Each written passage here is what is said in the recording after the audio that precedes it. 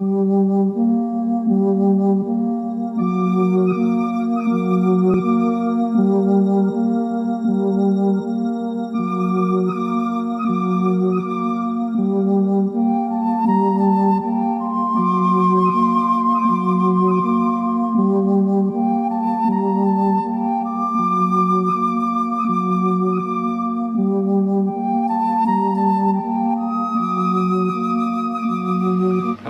YouTubers, pipers, and anyone who loves a good ghost story. I'm in the shed of Shangri-La in southern Switzerland, and this is a special video for people like a Christmas ghost story that used to be very popular in England, and in fact the famous one is A Christmas Carol from Charles Dickens,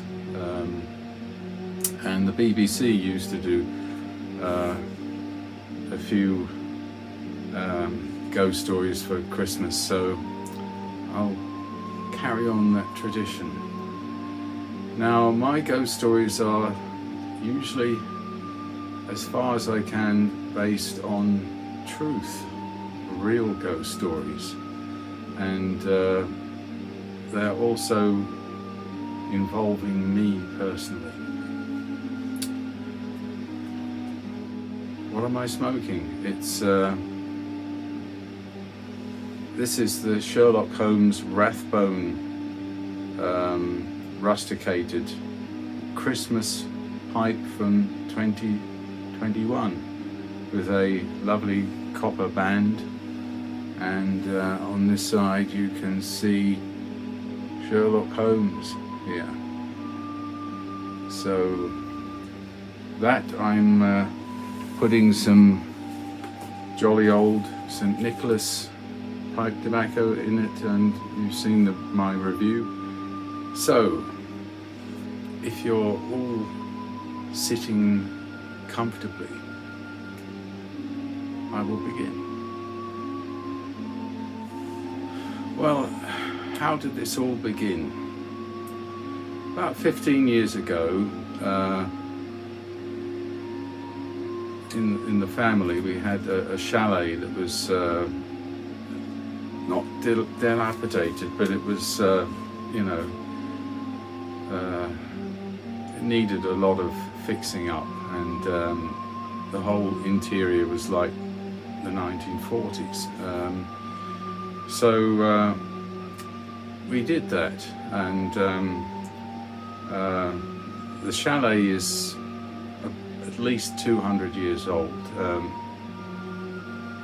You'll see a stone oven, and if you look carefully, you'll see the digits for 1866, but the chalet is even older than that, so it goes a long way back. So a lot of people have lived in this chalet, and from time to time it was from various owners rented out and used by many people over the years. So the ghost. When we moved in, and I had always a feeling that someone else was here. Not a bad feeling at all, almost a friendly feeling. And there were a few incidents which recur over the years about things being moved. Always my things, like this ring or various things, some of my pipes and doors being left open. Here's a little summary for you.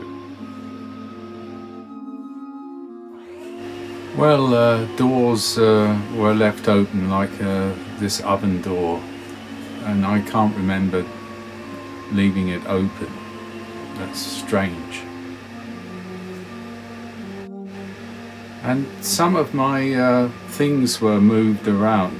My rings and watches and other things suddenly appeared somewhere else, and I thought, how did that get there? I didn't put it there.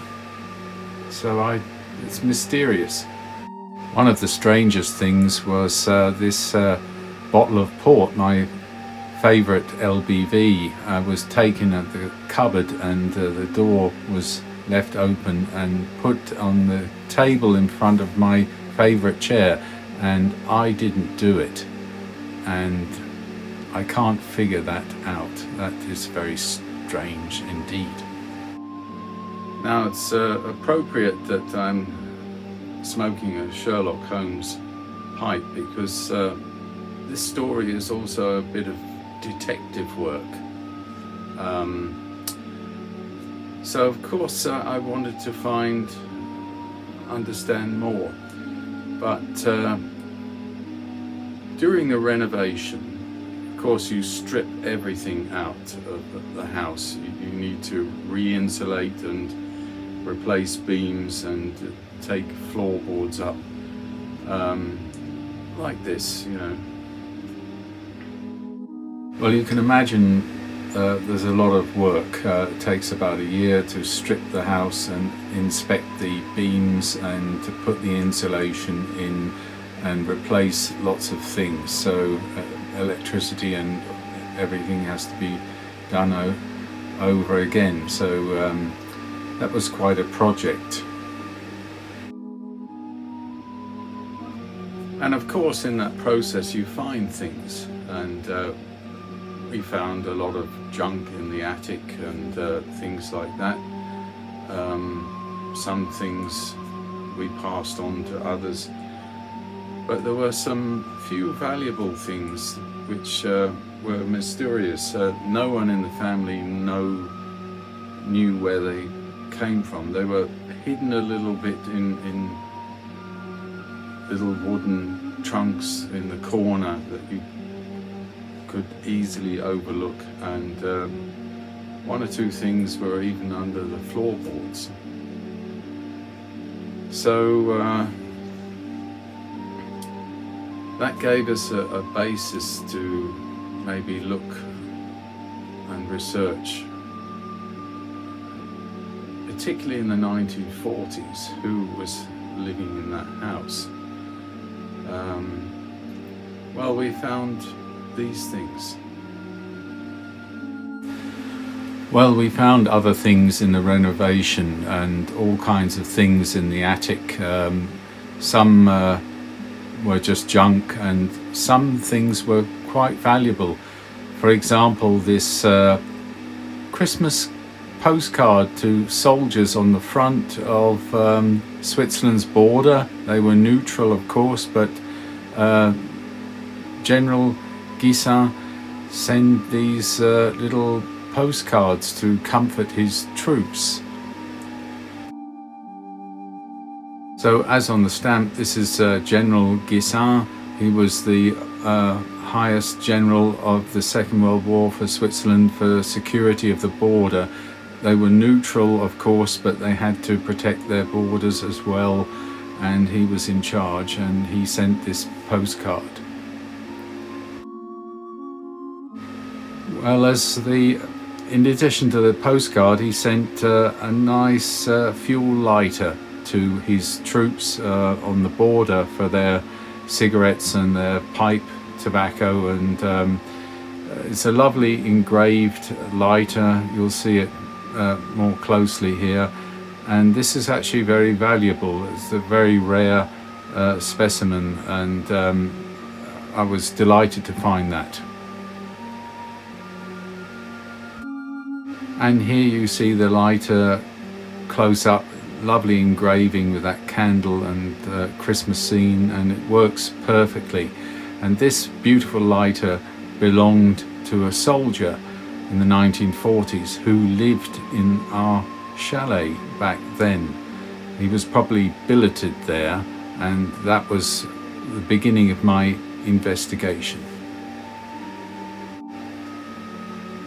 And to top everything, we found this rifle, and this was perfect condition, World War II standard issue for soldiers in Switzerland. And I'm fascinated by firearms. I've got a big pistol collection, and this was a marvelous find.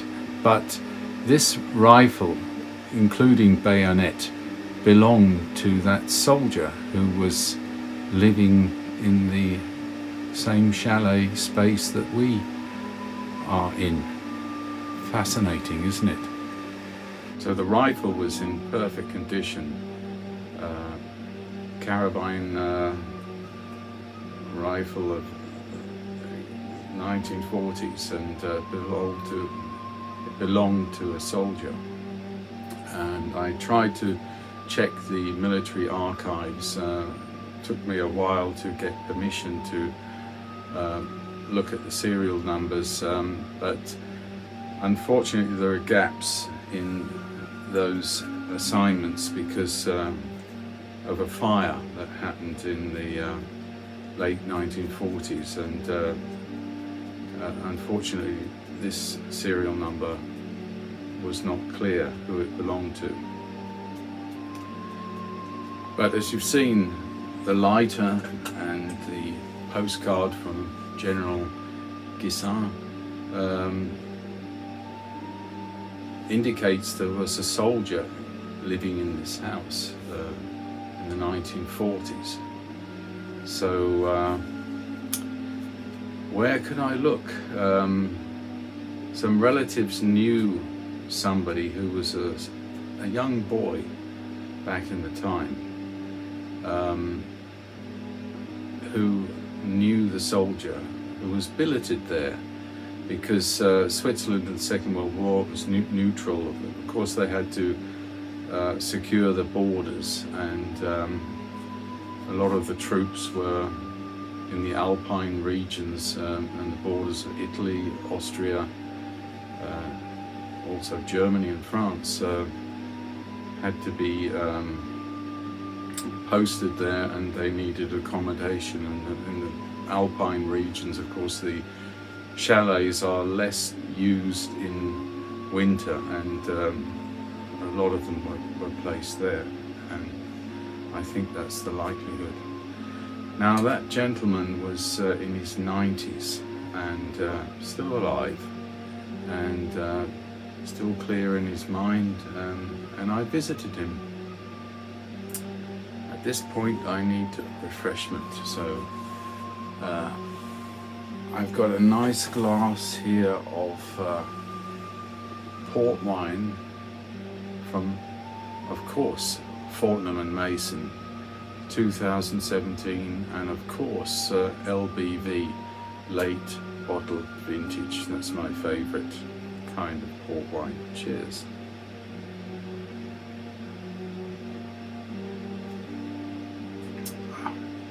Exquisite.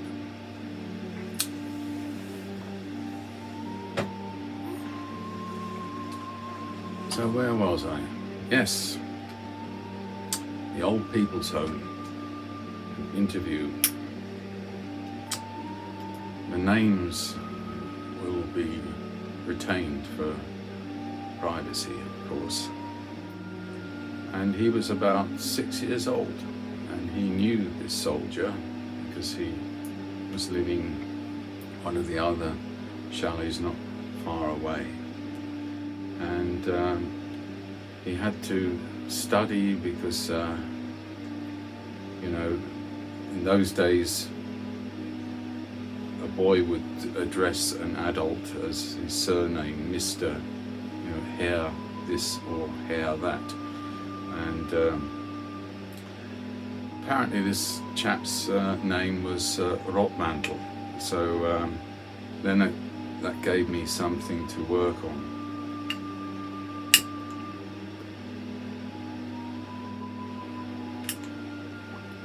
He also gave me some other facts and said he was a very kind man, and you know, liked to play with the children, gave them chocolate. and apparently he was a good guy. He helped some people escape in Switzerland and get back to England, and that came out in 1945 when the war had ended. But of course I was curious, where did this Herr Rothmantel go to? And he basically said he disappeared. He was one day there and the next day gone, and no trace of him, nothing left behind. The military paid the rent, so he didn't do anything bad. And Rothmantel is a name that you find in Germany, or maybe the north of Switzerland. It's not so a family name here. But the man I talked to in the old people's home said he spoke very good German, but he wasn't maybe born in Switzerland. He said he had a bit of dialect, like the Swiss, but he thought that something must be different about where he came from. But obviously he was a Swiss citizen, because he couldn't have otherwise been a soldier in the army. So it looks like I was a dead end. Had a name. I couldn't find much about this soldier.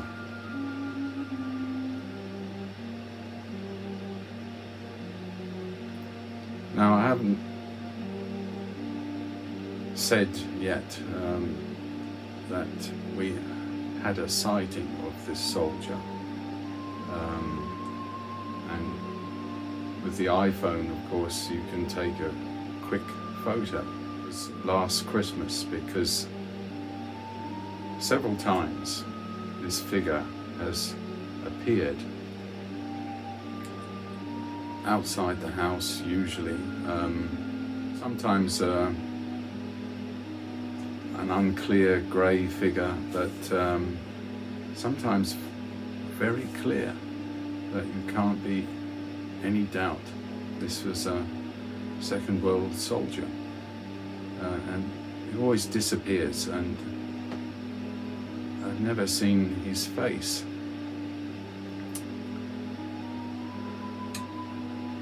But as I sit here, near to Christmas, there's always something nagging in the back of my mind about who this person was. If I'm correct, the German translate to English redcoat.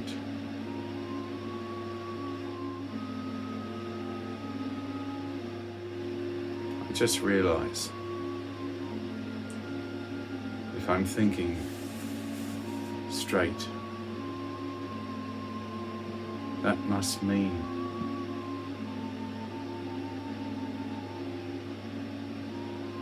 that I am the ghost.